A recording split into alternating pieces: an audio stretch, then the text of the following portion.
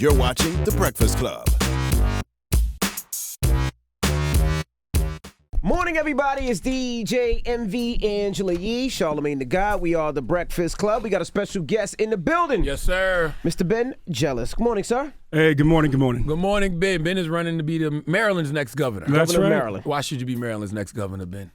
You know, it's time for us to finally fully fund our schools. My mom sued Western High School for Girls in Baltimore when she was 12 to desegregate it when she was 15, and we've known since then that until we fully fund every school, zip codes determine children's ability to learn. You know, if you get a good teacher, if you have the books you need, all of that. And so it's time for that to end. And we can do it. We are the richest state in the country. There's no reason why we cannot fully fund our schools. So you were raised really for this, because with your mom's background and your dad as well. Let's talk about where you're from. And Yeah, what so your parents did. you know, if you go way back, 1966, my parents were school teachers and civil rights organizers in Baltimore, and they fell in love. Dad's white, mom's black. It was against the law to get married. It was also against the law to move back into the state once you got married. Wow. Cohabitating across racial lines was a thing. That was a law you could break, and the sheriff could come into your bedroom to prove it. And it's not even that long ago when you think about it. No, it's not. I mean, mom and dad are still pretty active. Right. That's crazy. They've only been free about 50-plus years now. I don't know why we tend to forget that in America. Well, you know, and then you look at mass incarceration, and you can make the argument that That's a fact. we're still struggling. That's a fact. Now, question. Now, you're a little behind in the polls. So Right. what can people do to get out there and kind of catch up a little bit? I know you were saying we got to get younger people to get out there and register and vote. That's very important. Everybody has to turn out to vote. You know, there was a article recently in the D.C. media market that said, Hogan has the polls, Jealous has the numbers, let's see who wins. I lost every poll in the primary, and then I won by 10 points. And we did that, frankly, by organizing people who they typically don't poll. I've been an organizer my entire life, and what I know is at the end of the day, the only thing that matters is how many people you push to the polls. That's what we're focused on. And so the way people can help, they can go to benjealous.com. If you're not in the state and you want to give, please do. We don't take any corporate money. We don't take any corporate PAC money. We don't take any big business money. This is just funded by people who want to see other people move forward. Average donation has been $42. If you want to, if you're in the state, you want to help, go to benjealous.com. You can give. You can also volunteer. And we have 25 offices open across the state. We have 6 times more organizers on the ground than we did 4 years ago. We will win this by being who we are, a campaign that's of, by, and for the people. Now, I read something that you needed more volunteers. You needed like 100 people out there, organizers, to get out there. Did you reach that number? Oh, yeah. No, we can have 120 now in one office in Baltimore on one Saturday. So we just need more and more and more. We're up to 60 paid organizers organizing thousands of volunteers, and right now we just need as many volunteers as possible. And why is that important for people that don't know to get out there and organize? What do you need the people to do? Because a lot of people don't know. Yeah, well, we need people to talk to people about this campaign. What we know is that the people of our state, of every color, are ready to see our schools fully funded. They're ready to see healthcare be affordable. They're ready to see our economy be more inclusive, not feel discriminated against because you're a woman or you're a person of color or you're a veteran. And so if you talk to people about this campaign, the fact that I've proposed to legalize cannabis for adult use and use those funds to fund universal pre-K, for example. Talk about it on the social media. Talk to your friends. Everybody needs to know that there's a real choice. My name is Ben Jealous. I'm the Democrat in this race, and it's time for folks to turn out and vote. You were the president of the NAACP at one point, right? Yeah, I was the youngest national president in their history, quite frankly, but going back to our earlier thing, and the one who got them focused on fighting mass incarceration. Why did you leave the NAACP? I told my daughter when she turned 3, her 3rd birthday, she asked me when she was going to get her father back. And I told, baby, I need 5 years. It's a big job. It's important for our people. It's important for our country. I need 5 years to do it. I told her then, she was very proud about President Obama. I said, Daddy helped get him in office. He needs to make sure that he wins the next time. We got President Obama reelected. I was called the unsung hero by Van Jones on CNN of Obama's reelection. I turned out 1.2 million unlikely voters. And at that point, I started with my family talking about stepping back so I could spend more time with my kids and also focus on my health. What does the NAACP do nowadays? Like, it just don't seem like they're relevant. If you're like in Coffee County, Georgia, and your kid just got accosted in the park because they're black and they're gay, you go to the NAACP to figure out how to deal with the police officer who dealt with them. Are they helping like all these people like Bodega Becky and Cornerstone? You see all the things on social media all the time. Is the NAACP helping with that?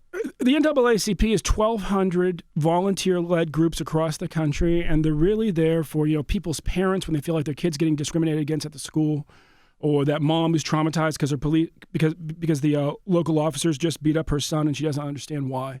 It's we're a social emergency room for typically people of color in crisis, but in some smaller, more rural communities, really anybody in crisis with the schools or the police or those institutions we expect to protect and respect and educate us, but don't always treat everybody fairly. What would help you achieve your goals in a more effective way, being a politician or being the head of the NAACP?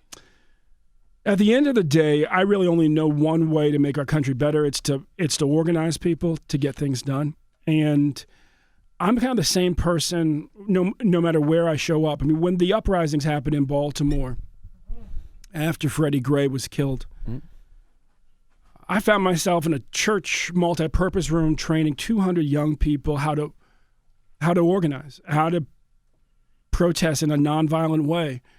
Because we were concerned. They'd all been in the streets the day before, and they were extremely confrontational. And not only were we worried about their safety and the officers' safety and the community's safety, we were also worried that their message might get lost. And so I've said that as governor, I'll be the only governor in the country who actually trains the people of the state how to organize. Because in a democracy, especially in the poorest places, the only way things change is that we raise our voices. Right. And often the poorest places is where people raise their voice the least. It's often the wealthiest folks have all the community meetings, and they're pushing their politicians to do what they want. We got to know how to push the politicians to do what we want. We've been talking about that a lot lately. That is very true too. But also in those poor and disenfranchised areas, they are raising their voices. They just can't be heard. Well, and my mom grew up in the McCullough Homes housing projects in West Baltimore, and we've never even had a governor from West Baltimore. We haven't had governors rooted in any black community in the entire state of Maryland, even though our state has produced Thurgood Marshall, Frederick Douglass, Harriet Tubman, Juanita Mitchell. I mean, we've had people of color have been qualified for this role for a very long time. Frederick Douglass was not just the most photographed black person, he was the most photographed person in America in the 19th century. Yeah. And so what I've told folks in communities who feel forgotten, white and black, is that we've never really had a governor who comes from those places, whose families were still rooted in those places. And it's important because when you're in those places, if you're in Western Maryland, in Cumberland, for example, what you see there, the pain you see there is a film negative of what you see in West Baltimore. Like what you see in black in West Baltimore, you see in white in Western Maryland. But it's the same struggle. It's folks dealing drugs and they feel like that's the only way that they can figure out to make money to support their family because the factories left and nothing came to fill the void. It's young people feeling disheartened because they figured out at some point that people really aren't investing in them or in their school, but they are somewhere else. And it's folks who are struggling with addiction. The opioid epidemic in our state is deaths under this governor have gone up 160%. How do we clean that up? How do we clean up like your Baltimore, kind of like how they cleaned up Detroit and they cleaned up Newark? How do we clean up Baltimore and Maryland the same way?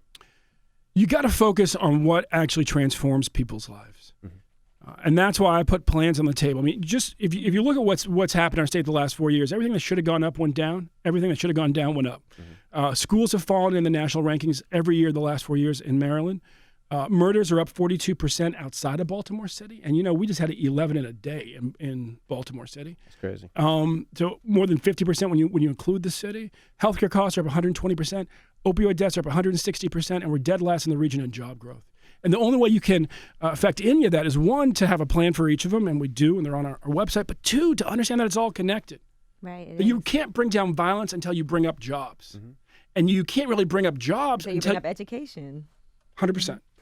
Now, you talked about mass incarceration and ending mass incarceration a couple of times while you were here. Why are people so against that? You have to be blunt. Yeah, I mean, well, one, it just doesn't make any sense. It's a profound waste of human life. It's a profound waste of money.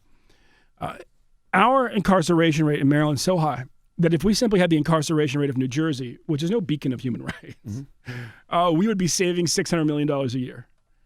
And why is that important? Because if you go back like 50 years ago, our public universities were essentially free. And our state spent more on public higher education than they did on incarceration. As a result of mass incarceration, we now spend more on incarceration than we do on public higher education.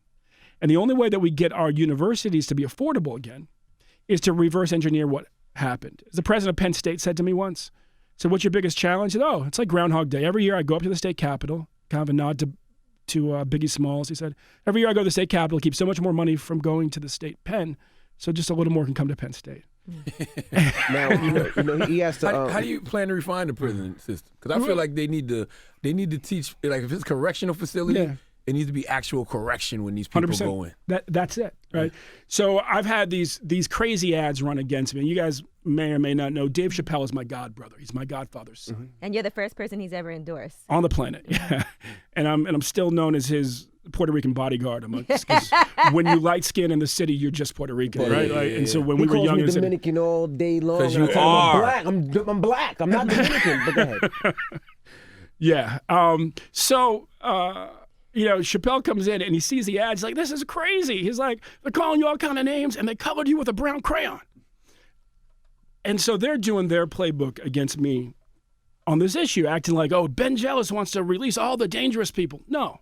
What we want to do is make the House of Corrections a House of Corrections. Yes. If you go in illiterate, you come out literate. Yes. You go in without a skill, you come out with a skill. If you go in addicted, you come out at least less addicted or dealing with your addiction or in recovery. All we got to do is bring our recidivism rate from 40% to 30%. In 4 years or so, our prison population will drop 30%. And you do that, you're saving money. Yeah, let people learn a trade while they're in prison, and actually, get that certificate that they can get a job when they get out. Give them an education while they're in prison. Yeah, and try to make sure that they don't get raped, that they don't get hooked on a new drug. Just real. People come out of prison. Don't get raped. Geesh. Well, when I worked for Amnesty International, I had to push through the Prison Rape Elimination Act in Congress. They had a prison rape elimination. Well, here's the thing. It was first called the Prison Rape Reduction Act. And I was like, really? Like, that's our goal? Eliminate that, yeah. Oh, my goodness. Eliminated. But the bottom line is why is the war on drugs such a profound failure? Because we took low-level nonviolent addicts. We sent them into prisons with very dangerous people. We allowed them to get abused and sent home way more broken than they went in.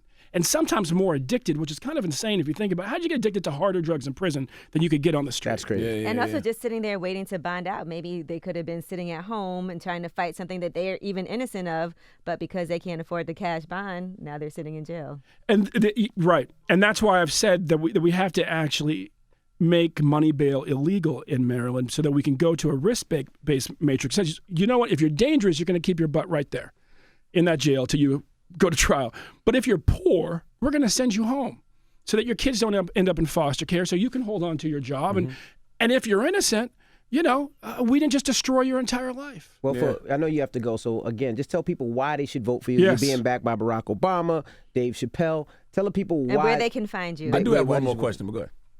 So, Ben Jealous, former national president of the NAACP, running for governor of Maryland, endorsed by Obama, endorsed by the teachers, endorsed by the nurses, because I have a plan to finally fully fund our schools and make sure we all have health care we can truly afford. Politics have been very discouraging for minorities lately, especially black people. So why should black people have faith in our government? Because I always say we don't see people intentionally campaigning for the rights of black people. We see them intentionally talking about LGBT rights, immigrant rights, women's rights, but why not African-American rights? If something's not working for you, if there's a system that's not working for you, get involved in it and help lead it. I was talking to my family. I'm as Irish as I am African, right?